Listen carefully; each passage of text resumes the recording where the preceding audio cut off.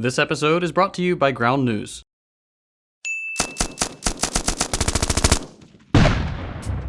Authoritarianism, the practice of eating only people who have published books. Wait, that's not right. Authoritarianism, truly one of the words of all time. A decadent 7 syllables long and wonderfully vague. If you've ever had a conversation about politics, and if you're watching this channel, I'm sure you have, you've likely heard someone use the term, or maybe you've even used it yourself. It's popular in pretty much every corner of the mainstream political spectrum. Liberals, conservatives, the dreaded centrists, and even some lefty groups like anarchists and libertarian socialists. But what does it mean? And what gives it so much weight in the political discourse? Well, that's what this video is about. We've got a pretty poor understanding of what authority is here in the West, but I bet we can fix that. Let's start with the generally accepted definition. Authoritarianism, favoring or enforcing strict obedience to authority, especially that of the government, at the expense of personal freedom. Okay, this is a pretty bad definition if we're being honest. It mentions the government in there, but doesn't really commit to being political, just kinda, when you want people to follow the rules. That's not super helpful when we're trying to nail down a heavily used term, and one that deals with some serious topics. Okay, so what if we expand it to include how people generally use the term? Generally speaking, when someone uses the word authoritarian, they are often, but not always, using it as a term to demonize a system that is different from their own, regardless of the facts. They're using it as a synonym for totalitarian, a word you don't really hear much anymore. It's sort of fallen by the wayside in favor of authoritarian, kind of like using the word commie as a slur has been superseded by tanky in the last few years. Same idea, different era. Both of these words, authoritarian and totalitarian, have been leveled at fascism and communism, often in a direct attempt to conflate the two. This is largely due to the US's extreme anti-communism post-World War II, to the point that they'd lump in their former friends, the people without whom the Allies could not have won the war, with what most people believe to be the greatest evil in history. Yeah, that's all well and good. People use a political term vaguely to demonize their opponents. Big surprise. But we still need some specifics. What exactly makes a state authoritarian? Well, if you have a scroll through the comments of just about any political video that talks about socialism, you'll find people ready with their pre-written list of objections, usually bundled under the prime objection, that's authoritarian. Things on that list include the existence of large prisons or labor camps, a covert police force, state media, a strongman leader, censorship, that sort of thing. And to be fair, all those things do sound scary, and none of them are ideal. I think we can all agree that we'd love to live in a society where prisons didn't need to exist. But let's not get ahead of ourselves. Before we go any further, I want to emphasize that I'm not trying to attack anyone here. The objection to authoritarianism is present in a lot of different camps. People may define it a little differently. For example, a libertarian might call seatbelt laws authoritarian, while a liberal might consider the influence of the church on the government authoritarian. Meanwhile, my anarchist friends are yelling from the back of the room that the very existence of a state is authoritarian and we need to abolish bedtime. Again, teasing, no offense intended. Okay, we all on the same page? Authoritarianism is a red flag for a lot of people, and there are some specific objections we can consider. So, let's consider them. Here's what we're going to do for the rest of the video. First, we'll look at the list of objections as understood by liberals. And I mean that in the broadest sense, liberals as in subjects of liberal states, not in the conservative versus liberal sense.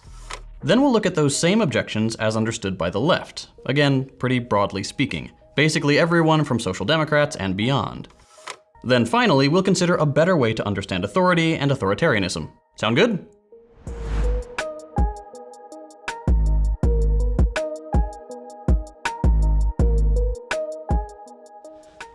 All right, liberal friends, I've got a pretty good idea of the kinds of places you feel are authoritarian. Top of the list, Soviet Union, the big one, perhaps the target of the most intense smear campaign in history. Then we've got Cuba, China, North Korea, and likely a handful of other projects, but I think it's safe to say that these are the big ones. When you look at any of these projects, it's not difficult to see the one thing they all have in common. They're all socialist. And when you see this, it's not entirely unreasonable to come to the conclusion that authoritarianism is a core feature of socialism. We'll address this a bit more thoroughly in a few minutes, but suffice it to say that in the West, we may have a slightly biased opinion on the matter, through no fault of our own. We've just been subjected to nearly 100 years of Red Scare propaganda at this point. Everything we're taught growing up in the imperial core, especially in the US, points us towards the conclusion that communism is evil and capitalism is righteous. But here's the part where I'm going to have to ask you to be willing to consider some unpleasant truths. And I don't say these things to engage in whataboutism or because I'm anti-American or something. Quite the contrary. I believe that in order for any country to live up to the standards it sets for others, it needs to soberly reflect on the facts. And the facts indicate that everything we're taught about these awful authoritarian socialist countries, we are also guilty of, and often to a far greater degree. Let me elaborate. One thing that rarely gets the attention it deserves is how we talk about authoritarianism. And I mean that literally, like the very words we use. Take the DPRK. We never hear about the government of North Korea. We hear about the Kim regime. This is common when Westerners talk about non-capitalist governments, or even capitalist ones that aren't vassal states of the US. They have a regime, we and our allies have a government. The way we talk about different systems goes a long way towards coloring our perception of them. People criticize labor camps, or secret police, or any number of other scary authoritarian words. But here's the thing, we have those too. And if you look at the data, often to a far greater extent than any socialist project in history. We just don't call them by those names.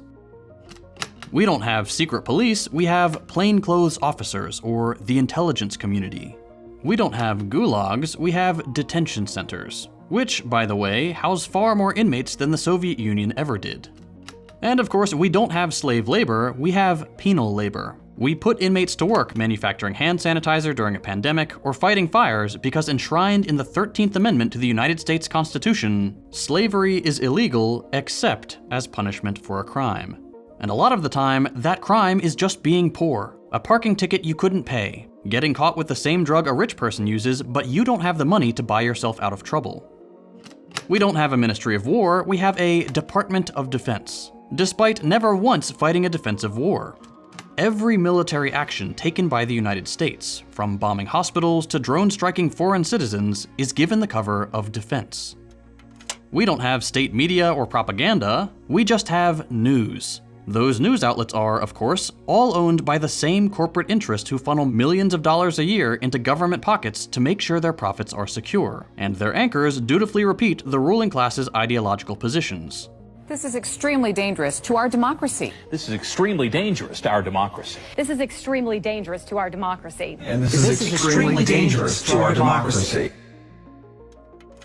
Their guys are dictators, ours are presidents. Their state has a regime, ours has a government. We are free and happy, they're oppressed and miserable. Our nuclear arsenal is for deterrence. Theirs is a threat to global peace, despite the US being the only country on Earth to have ever used nuclear weapons. And we did it twice, on civilians, on purpose. We have a democracy, they have a dictatorship, despite by all accounts places like Cuba and China having far more representation and opportunity for democratic involvement than places like the US. So the way we talk about government structures, characteristics, and actions matters. Without even knowing it, we can end up falling prey to some very subtle, very sophisticated propaganda that primes us to hate people we've never met, whose economic and government structures we know nothing about, and with whom we share far more in common than we do with our own leaders. Okay, fine, but those are just words. Who cares what we call our stuff? All right, let's talk specifics. In a striking 2012 article by Adam Gopnik called The Caging of America, the author notes that, quote, overall, there are now more people under correctional supervision in America, more than 6 million, than were in the Gulag under Stalin at its height. And this is coming from an American writer with a thoroughly liberal worldview. It's a poignant comparison because, as we all know, Stalin, gulags, and the Soviet Union are the trifecta of what the average person sees as authoritarianism. The fact that we're doing worse than that, even if you buy the inflated numbers of widely debunked books like the Black Book of Communism, should tell you something. And fun fact, the CIA wrote a report in the 50s that the whole Stalin strongman thing was largely a myth. It was just a very useful myth to the capitalist powers, so why not perpetuate it? But I know what you're thinking. Everybody knows the US has a thing for prisons. That's like one thing we could ease back on a little bit. That doesn't make the country authoritarian. Let's continue then. How about surveillance? It's pretty widely believed that citizens of socialist states are the subject of extreme surveillance. But what if I told you that none of them hold a candle to the US? Don't believe me? Take a look at Section 702 of the Foreign Intelligence Surveillance Act.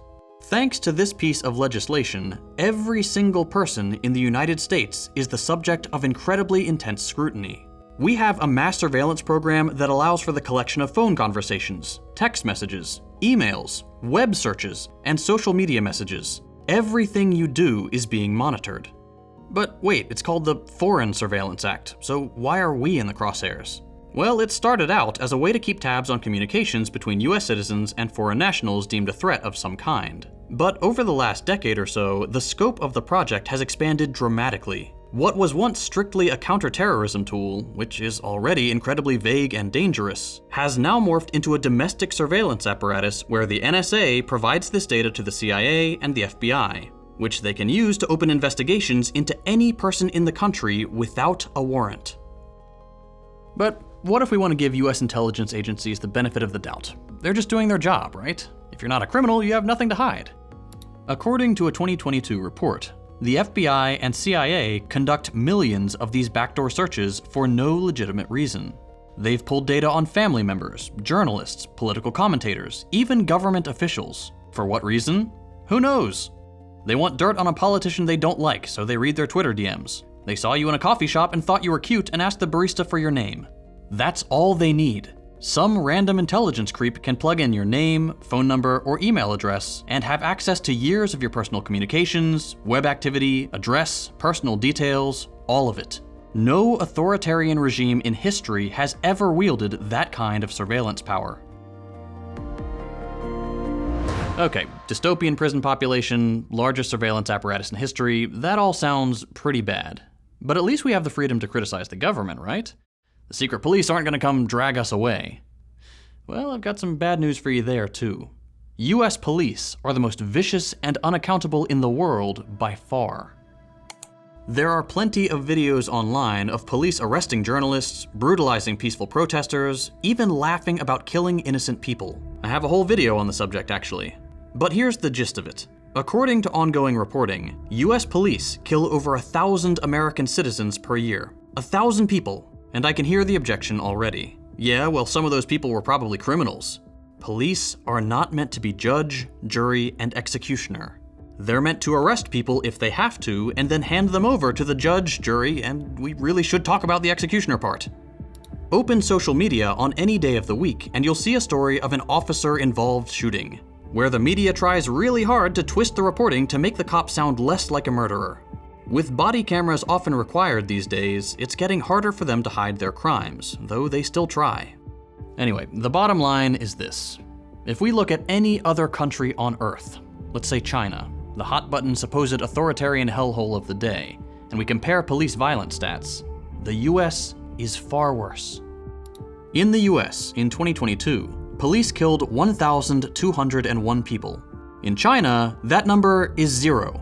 Oh, wait, nope, I read that wrong. 0 people killed by police since 2019, a year when 2 people were killed. 2 people in 5 years, in a country with a population 4 times greater than the United States. Since 2019, US police have killed nearly 5,000 American citizens. So, we have a more dystopian prison situation, we're the most spied on people on Earth, and our police murder 3 people on average every single day. If that's not authoritarian, I don't know what is. And this isn't to run defense for the excesses of past and present socialist projects. In fact, socialists are among the loudest and most well-read critics of these experiments. The Deprogram guys and I have a podcast episode specifically dedicated to the topic, and we plan to do more in the future. The point of all this is that if we're going to rightly level criticism at some states, we need to make sure to apply that standard universally. And that means starting at home rather than simply passing judgment on countries halfway around the world or that have long since passed. Okay, that's the liberal part taken care of. Now it's time to have a little chat with my friends on the Western left.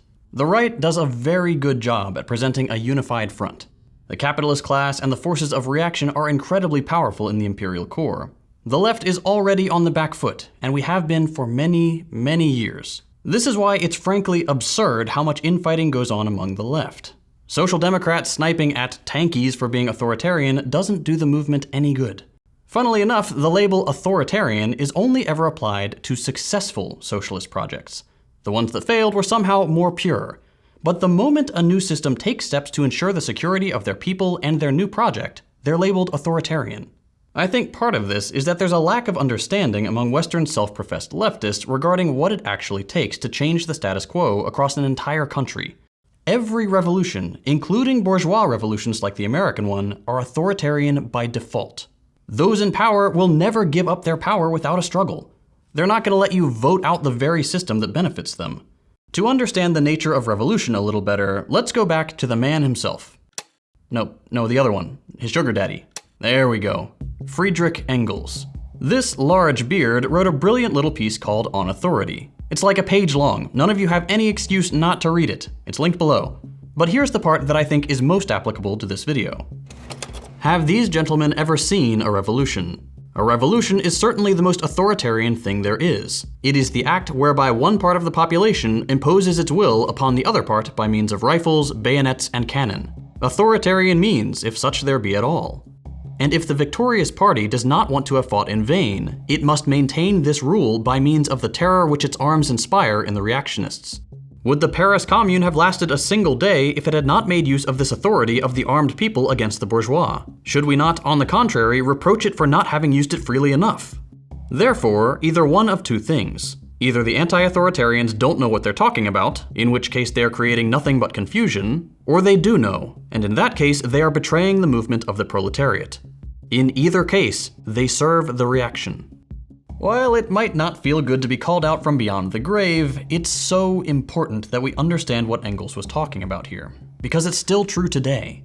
If a mass of people decide they're done with the current oppressive system, rise up, build something new, and then fail to protect the gains they've made, their project will be destroyed. We've seen it many times throughout history. The reactionary elements in society won't go away, and people with wealth and power before the revolution will still have that wealth, and will have likely fled somewhere like the US where they can agitate for military or CIA intervention. This was the case in Chile in 1973, when the democratically elected socialist president Salvador Allende failed to take preventative measures to ensure the vicious reactionary class and their US-based co-conspirators couldn't undermine them. Long story short, the Chilean right wing launched a US-backed and US-funded coup to overthrow the government, eliminate Allende, and install a fascist military dictatorship that plunged the country into recession and suffering for decades. In order to avoid this happening, a budding socialist project, or heck, any project, requires police, it requires the shutting down of reactionary outlets, the banning of certain kinds of speech. There's a reason Germany banned everything related to the Nazis, for example. It's because they wanted to keep that sentiment from spreading as much as possible. It requires an intelligence apparatus to listen for terrorist plots, which were all too common post-revolution. In East Germany, the reactionaries would routinely attempt to blow up civilian train lines. It requires prisons to keep these people off the streets. And historically speaking, the socialists have been much better at using prisons for rehabilitation rather than just packing human beings away to rot like we do in the US. These things may not be morally correct, but like it or not, they are necessary. And that's something that every system has agreed on. I would love nothing more than to see an alternative work, but it never has. Maybe one day I'll be proven wrong. That would be amazing. But to the people who believe it is possible, you need to ask yourself how it's going to happen. We've seen what the people in Tsarist Russia had to do. We've seen what the Cubans had to do. We've seen what the Vietnamese had to do, what the Chinese had to do, what the Americans had to do to separate from the British. Your anti-authoritarianism, while I genuinely believe it comes from a good place, is handing an easy victory to the capitalist regime. They want you to play by their rules. It's their game. You play by their rules, you lose. End of story. One final thing that's important to note is that this anti-authoritarian stance is very much a Western thing. And I think the reason for that is that we here in the Imperial Core are in a very privileged position. We can hold these naive beliefs because we don't have any skin in the game. We're not the ones under the boot. We're not the ones whose resources are being extracted, or whose homes are being bombed, or whose cities are being occupied by armed invaders in the name of freedom and democracy. We have the luxury of condemning others because we've never been on the receiving end. Think for just a moment what it would be like if your neighborhood was occupied by a foreign military force, doing unspeakable things to your friends and loved ones, taking your belongings, burning homes, torturing people in the name of national security. What means would you resort to in that situation? I can't answer that for you, but it's something to think about. I know this has been kind of a heavy video, and for a lot of you, I'm sure this is the first time you've been asked to look at your home country more critically. If you're interested in learning more about any of the stuff we've talked about, there are links in the description. We all have a responsibility to choose our words carefully, apply labels correctly, and hold our own nations to the same standard we expect others to meet. Maybe it's time we retire the word authoritarian and try to engage with the facts more precisely, more honestly, and in good faith. This is a really interesting topic when you dig into it, and as you might expect, vaguely using words like authoritarian isn't just a problem in one corner of the political arena. So I just wanted to take a second to show you how prevalent that vague language is even among mainstream news outlets, with today's sponsor, Ground News. Here we have 3 examples of news coverage of China, the US's current favorite boogeyman. We've got one source from the right, one from the corporate center, and one from what most Americans would consider the left. Notice how each article uses our conveniently vague word to make the reader feel a certain way. For the right, China is authoritarian because it's not conforming to the American conception of unfettered free markets. For the center, Latin American countries are authoritarian for choosing to trade with China rather than Taiwan, which would benefit US corporations. And for the so-called left, if you open the article, China is guilty of digital authoritarianism for pushing back on false narratives produced by Western antagonists. As we've seen throughout the video, this behavior is par for the course, even among professional news outlets. As with anything, the key here is to remember who benefits from this kind of slander, and Ground News goes a long way towards helping the reader understand what interests are funding each of these outlets. This is something I get asked about a lot. How do I help parents or friends break out of their little propaganda bubble? It's great to analyze rhetoric like this, examining wording to look for bias and determining who's behind each outlet, but it's a lot of work, and none of us have time for that. That's why I always recommend people check out Ground News, because it has a ton of really useful tools to make building media literacy skills a lot easier. Ground News is a web and mobile app that aggregates over 50,000 news sources and offers intuitive, easy to understand comparison tools so you can do things like what we did here. See how vague language is being used to serve particular interests. You can also see the political leaning, factuality rating, and ownership of every single news source. For example, reporting on this story about war with China and Russia is fairly evenly distributed, with 35% right bias, 35% center, and 29% left out of 21 total sources. We can also see who owns the outlets. On this story, it's mostly governments and media conglomerates, with 25% each. There's also a new comparison tool that points out the differences between left, right, and center-leaning sources. Ground News is the perfect first baby step towards media literacy, and signing up helps support what we're doing here at Second Thought. If you're looking for a way to give your friends and family a great set of tools to understand media bias, who it serves, and how to spot it, I highly recommend you check out Ground News at the link below. And if you really like it, they're currently offering a 30% discount for their Vantage subscription to all Second Thought viewers. You can only redeem the discount at ground.news/secondthought, so be sure to click the link below. If you enjoyed this episode, consider dropping a like. If you hated it, a thumbs down. You can check out our previous content by clicking the links on your screen. Thanks for watching, and I'll see you next time.